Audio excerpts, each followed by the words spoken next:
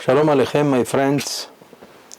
We are going to discuss a few thoughts regarding the parasha of this coming Shabbat for outside the land of Israel. Because in the land of Israel, we are going to read the parasha of Balak. But in America and elsewhere in the world, outside the land of Israel, you will be reading the parasha of Hukkat. So we will discuss now the parasha of Hukkat. This parasha is very special because it begins with one of the laws, or rather the law, the most bizarre law that we have in all the 613 commandments of the Torah. This is the law of Para Aduma, the red cow. The Torah says, "Vaydaber Hashem el Moshe lemor, and Aaron lemor," and God spoke to Moses and Aaron. Zot chukat Torah. This is the law of the Torah. And then it tells us that Daber el Bnei Israel, speak to the people of Israel, Veikhu elecha para aduma, and they will take for you a red cow. Temim aduma, red. Temima, without any blemish whatsoever. Asher en bahmum. Tmima means perfect. Asher en bahmum, that it does not have any blemish. Asher lo ala aleha ol, that never any kind of yoke has been put upon it. Not even a match. Alright? This was something difficult to find. A red cow of this kind of qualifications.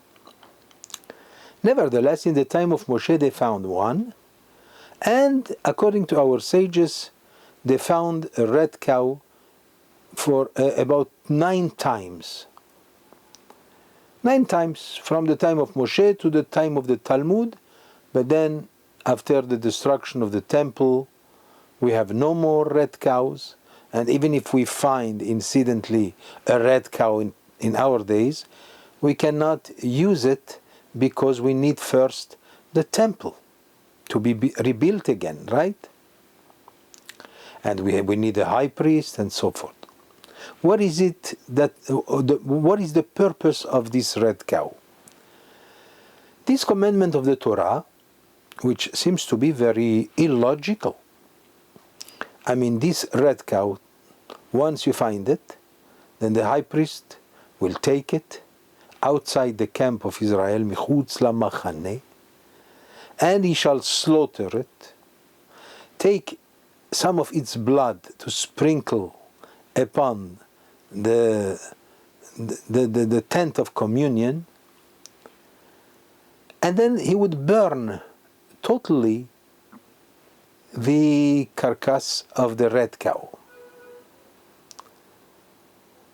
When it is burnt totally to the point of having only ashes, then these ashes are going to be useful to what? They will take the ashes, they will mix them with water, then it's called me nida, it's called the water of nida. That's how we call mechatat, the water to clear out a sin. What was the sin? Let me explain.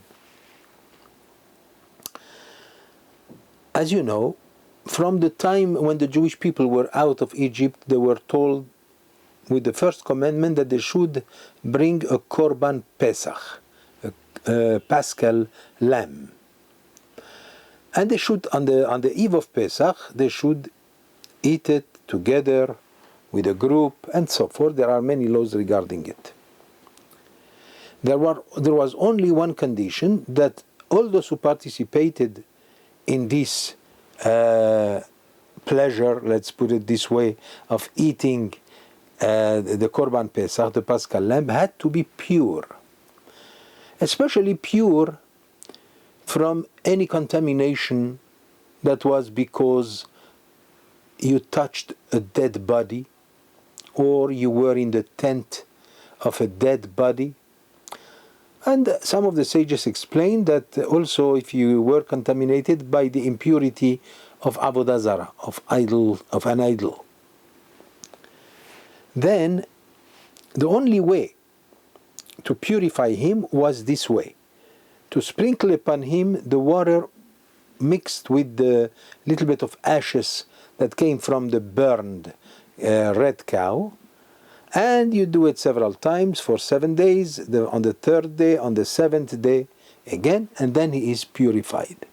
At that time he can go to the temple, he can bring a sacrifice, otherwise he cannot.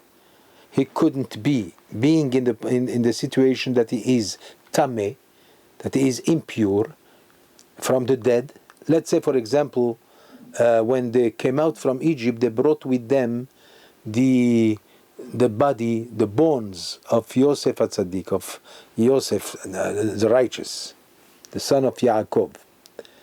So now, since they carried his casket, so they became automatically temeim, which means they were not pure anymore, and they could not attend with in the participation of the Paschal lamb and to eat it. And therefore they complained to Moses, and they said to him, Moshe, it's not fair. I mean, all we did was a mitzvah to carry the bones of Yosef. Now we are impure, so we are losing this great mitzvah. Why should we be any less than the others? So Moshe came, he spoke to the Lord, and he said to him, what should we do about them? And God said to him, we are going to extend to them something that was never extended to anybody before. Let's give them 1 month from the eve of Pesach, a month later, on the 14th of Iyar, that's 1 month exactly after the 14th of Nisan, and then they should celebrate Pesach, eating matzot and everything, and they will also participate in and eat the Paschal lamb, Korban Pesach. We understand that being impure, being contaminated by the touch of the dead body, or even a sword, let's say he was killed by the sword, and you touch the sword, so it says in the Torah, im b'halal herev o bemet, whether you touch the sword that have been instrumental to kill this individual, you touched it, you become tameh, you become impure. And if you touch the dead body itself, also you become impure. And there was no other way how to remove that contamination except by using this extraordinary thing of the red cow and the ashes of the burned red cow. Now this is a law that we cannot explain. Even our sages said we don't know the meaning of that one, only we know it's a commandment of the Lord, right? It says in the Midrash that even King Solomon himself, who was known as He Hacham Mikol Adam, the wisest of all men, which means he knew the secret of every single commandment of the Torah. We have 613 commandments, and King Solomon was qualified and had the proper wisdom to know the meaning of every commandment except this one. And he quoted a pasuk, a verse where he says, Amarti echkama vehi rechoka mimeni. I thought I am wise enough to know the secret of every commandment, but now I see that it is still far away from me, because he doesn't understand the law of para aduma, of the red cow. As I said before, once the temple, and by the way, anybody who has been contaminated with the dead cannot enter the temple, and if it happens that he entered the land, the building of Bet HaMikdash, of the sanctuary of the Lord, right? If he enters there while being impure, then if he does it on purpose, then he will incur the terrible punishment of karet, of eradication. But if he did it without knowing that he is impure, then he has to bring a certain sacrifice, korban olev yored, and there are many details about this. We have no more Bet HaMikdash, right? Since we have no more Bet HaMikdash, many things have been, for a while, temporarily, were not relevant anymore. One of them is, of course, the law of the red cow. As we cannot bring a sacrifice, as we cannot bring any, there is no more Paschal lamb, there is no more, many kind of commandments of the Torah have been set aside until the time when the Mashiach will come and will rebuild our temple. All right? So this is the law of this parasha, Parashat Hukkat. There is only one question, that this parasha begins with the words Zot Hukkat HaTorah. This is the law of the Torah. And then he tells us about the red cow, the law of the red cow. So the question is, why did it say Zot Hukkat HaTorah, the law of the Torah? Tell me this is the law of the red cow. And that's all. Like we find in other kinds of commandments where it says this is the law of that kind of commandment. From this our sages understood that there is a similarity between the Torah as we know it, as God gave it to us, and as we still study it even today, 3,300 years later, since it was given at the mountain of Sinai. There is a similarity with the red cow. What are the similarities? Number one, the red cow in Hebrew means a cow, means para. Para means a cow. But it means also, it is derived also from the word piria verivia. Para, piria. You know, procreation, the mitzvah, the commandment that God gave to Adam, peru urvu, go ahead and procreate. That's what he said to Adam and Chava. Procreate means fruitfulness, means that the Torah, if we liken it to the Torah, it means that the Torah is very fruitful. When you study it, there is no end to the commentaries of the Torah. Every day you could develop the thoughts of the Torah more and more, with more explanations, more commentaries. There are thousands, maybe tens of thousands of books that have been written throughout the generations regarding all the commandments of the Torah. Sometimes even for one commandment of the Torah, you have a whole book. Like I have seen several books just on one theme. Ve'ahavta et Hashem Elokecha. Love Hashem, your God. For that, several books have been written. At the same time, also other books have been written for the other commandments. So the Torah is extremely fruitful. There is procreation of ideas from the Torah that has no end. It is something that we experience every day. People who do not occupy themselves with the learning of Torah will never understand that. But you have whole libraries filled up with books that were written just to give us commentaries on the Torah, again and again, again and again. It does not stop. The Torah is rich. Our sages said, Divrei Torah ashirim hem. There is a tremendous riches in the study of Torah. At the same time, there is a tremendous pleasure in learning the Torah. And why is that? Because it gives you the opportunity to develop more and more. More commentaries, more explanations. There is no end to it, as I have explained before. That's the meaning of para, which means a cow, but it means also pare verave. Does not stop to yield more and more explanations. And the explanations of the Torah are all relevant from the time it was given at the mountain of Sinai, 3,300 years ago until today. At the same time, you cannot add to the text of the Torah, not even one letter. We cannot remove not even one letter. You see, when the Reform movement, unfortunately, when they tried to remove several laws of the Torah, saying that this Torah, part of it does not belong to today, is not relevant. Oh yeah? There is relevancy to each and every commandment. And unfortunately, even 2,000 years ago, that part of Judaism which we call the Tzdukim, the Sadducees, when they were against the learning of the Torah, they did not believe in the oral Torah, which gives us the explanations of the Torah. And many commandments of the Torah itself cannot be understood without the Talmud. But they did not want to accept it. So as a result of that, they disappeared. They assimilated with the Christians, and they are no more Jews.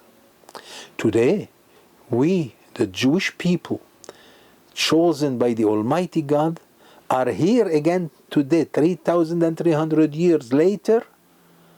In fact, the Jewish people exist for about 4,000 years, since our father Abraham. But those people who tampered with the Torah itself, trying to make all kinds of changes in the Torah, are no more here, have been assimilated. The Reform movement, they don't believe in many things of the Torah, so they are considered.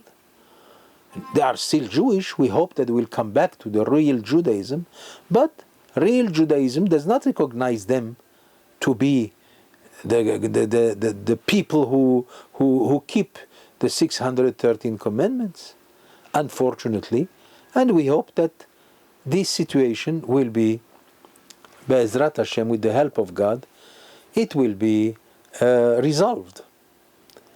That means that we believe that even the Reform movement, the Reform Jews will come back to us. But right now, I remember there was an article that I read in the Jewish press where the chief rabbi of the Reform movement is declaring that we cannot pretend to be, to adhere to Judaism as it is. We are no more within the Jewish understanding of Judaism. Go and understand what he meant. We do recognize them as Jews, but far from being kosher Jews. That we know. So now we said that the Torah has this kind of ability to procreate. And that's why it has a similarity with para, with the cow. But it has another qualification. And that is the second condition with the red cow. Adumma. It has to be red. Which means the Torah has to be red. Redness is not exactly a color in many times in the Bible. We find that sometimes the Torah uses the term Adom for beauty. Like, for example, when we describe how King David was handsome, so we say Adom vetov ro'i. He was ruddy and good looking. But it means that he was a very handsome man.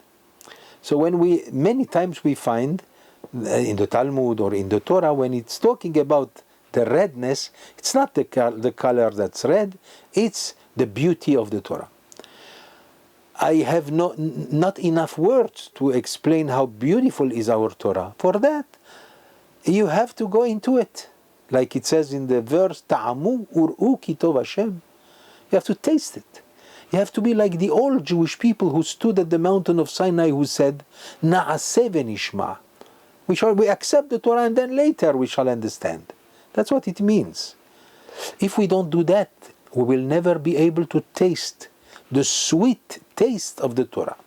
Our sages likens the Torah to chalav udvash, to milk and honey together. It is true. We testify to that. We learn Torah every day and every night, and we know what it means. You know the taste. We know the taste of Torah, and that's adumma, beautiful. And then another condition for the red cow, temima, it has to be perfect. That's what I said before. The Torah also must be perfect the way it was given to us. No changes. There is no affectation of the generations upon the Torah. There is no influence upon the Torah. The Torah is still new as it was given long time ago, 3,300 years ago, it is still new today. Because we enjoy it every day. I mean, you have some yeshivot where they study all day long laws that do not pertain to today, the laws of sacrifices, like the Brisker yeshiva. And you have to be a genius to be accepted there. Not everyone is accepted there because it's a tough kind of learning. And do you think you tell me that perhaps they are learning something that is, since it's not relevant, there maybe they are just wasting time? Go and ask them. Not only they are happy, they insist on learning it. Why? Because I myself, I did experience such a thing. When I learned, for example, Masechet, the tractate of Zvachim, which has to do with sacrifices. It is a tractate that is enormous, with so many pages and so much to learn, and yet there is not much relevancy into it. And yet I felt not only great happiness in learning it, trying to understand all the difficulties that you have there, but at the same time I felt that as though I am in the time of Bet HaMikdash, in the temple, knowing how they bring sacrifices and so forth. Same thing with Menachot, and same thing with whole order like Taharot and Kadashim. I mean, a big part, a big chunk of the Talmud. So that's called Temima. It's perfect. No one is allowed to remove one word from it or to add anything upon it. There is much more to say about this, but we want to keep it as short as possible. What is the other condition of the red cow? Temima. Asher en bahmum, that has absolutely no blemish. We liken it to the Torah also. The Torah has no blemish. Our sages said, let's for example find someone who's studying a page of Torah, and he says, well, that's not logical. Like for example the law of the red cow. Some people might say, what is this nonsense? I mean, there was such a thing in the Talmud, in the Midrash, when a goy came to a rabbi and he said to him, what are you doing? You're dealing with witchcraft? Because that's what you are doing. You're taking a cow, you slaughter it, you burn it, and so forth. This is witchcraft.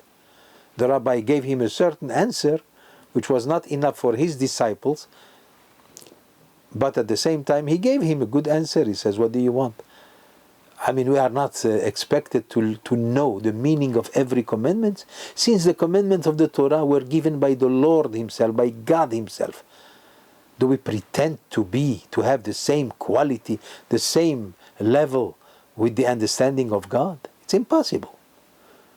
But at the same time, we have to understand, since it was called in the beginning of this parasha, Zot Hukkat Torah, this is the law of the Torah, so we understand another thing, that not only we liken it, the red cow, the law of the red cow is likened to the Torah itself, the study of Torah, but at the same time, it gives us a certain philosophy.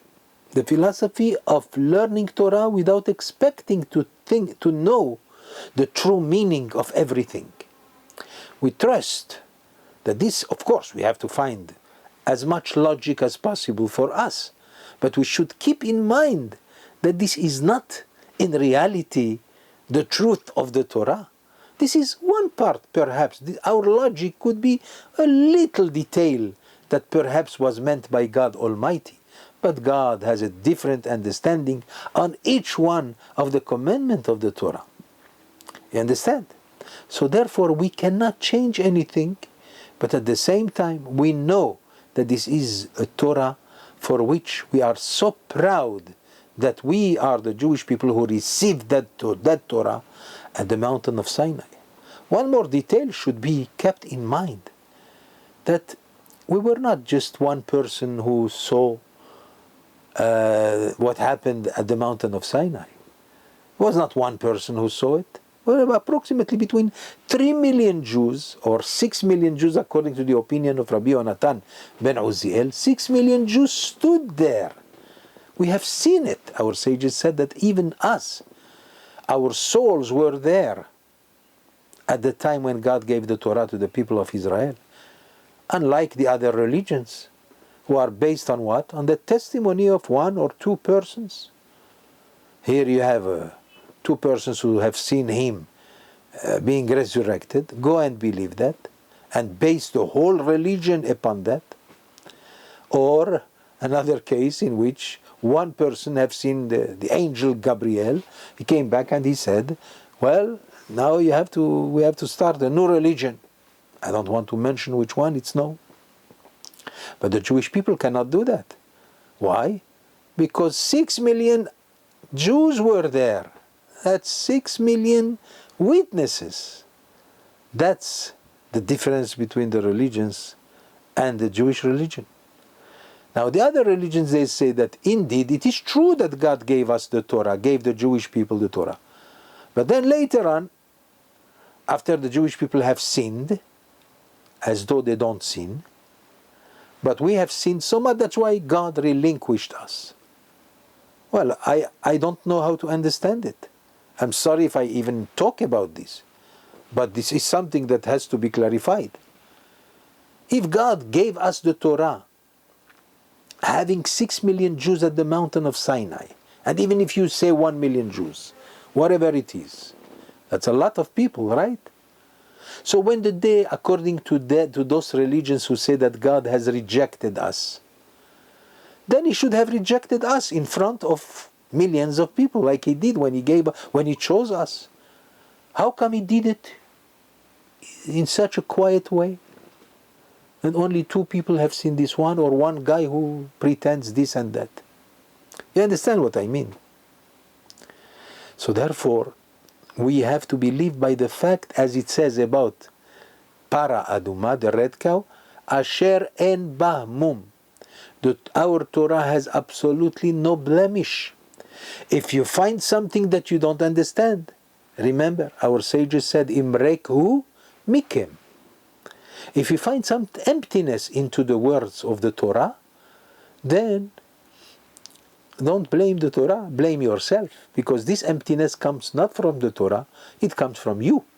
You didn't learn enough, that's all. And indeed, no one of us has learned enough to know all the secrets of the Torah. It is possible that Rabbi Shimon Bar Yochai in the book of the Zohar HaKadosh, or later on by the Ari HaKadosh, or the Gaon Mivilna, or the Or HaChaim HaKadosh, maybe those people, or Rabbi Yaakov Abu Chatzira, and very, very great people who perhaps understood much more than what we can understand. But we cannot blame the Torah if we do not understand something, because there is no question about it that the Torah has absolutely no blemish whatsoever. And the future will come to prove that even more, even though we ourselves don't need many more proofs, but the world will hear the proof to what I said. And finally, the last condition for the red cow, which we liken, of course, to the Torah, for which this is the reason why the Torah began in this parasha, by instead of saying this is the law of the red cow, it says this is the law of the Torah, because in fact it's talking also about the Torah. Of course, I'm not disregarding the sacrifice itself of the red cow, which has been used to purify people, right? But at the same time, it gives us a philosophy. And that philosophy is to understand that this is also the same thing, talking about the Torah itself, the study of the Torah. What was the last condition of the red cow? The last condition was, Asher lo ala aleha ol. To be a kosher red cow, to be used for that purpose that we have explained, it shouldn't have ever had any yoke put upon it. You cannot use it for anything but that purpose. I already told the story of Dama Benetina, when the Jewish people were looking for a red cow, and it cost them a tremendous amount of money, going to a certain non-Jew by whom there was a red cow born in his herd. Among it, he had a para aduma as a reward that God gave him for losing so much money that he refused to sell an emerald that was missing in the Choshen HaMishpat of the high priest of the Jewish people, just because he didn't want to wake up his father. So God saw that, so he gave him his reward. A year later, a red cow was born to him, and the sages were looking for one. They heard that there is one red cow by him. They went and they bought it for a tremendous amount of money, to the happiness of the Jewish people, of course, because again, they found the red cow. So as I said before, the red cow was found only 9 times throughout all the generations. Now we are waiting for the Mashiach. Maybe he will find it. But let's not forget in the meantime that this is the description of the red cow fits very much the description of the Torah and how we should feel about it. So now the last one is that no yoke was upon it. Well, we could explain it that the Torah also should be taken not as a yoke, not as a burden. It should be taken with pleasure. I know that the books of our libraries are very heavy. I mean, the Talmud is very heavy. The Even HaEzer is heavy. The Shulchan Aruch is very heavy.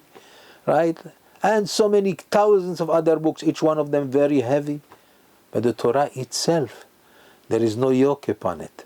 One should not say, that's a burden. God forbid. It's a pleasure. It's not a burden. It's light and beautiful and absolutely no blemish. We hope that all the Jewish people will have the same feeling about the study of the Torah as I have explained, and even more. There is much more to say about this, but I guess this is the time to conclude this lecture. Shabbat Shalom.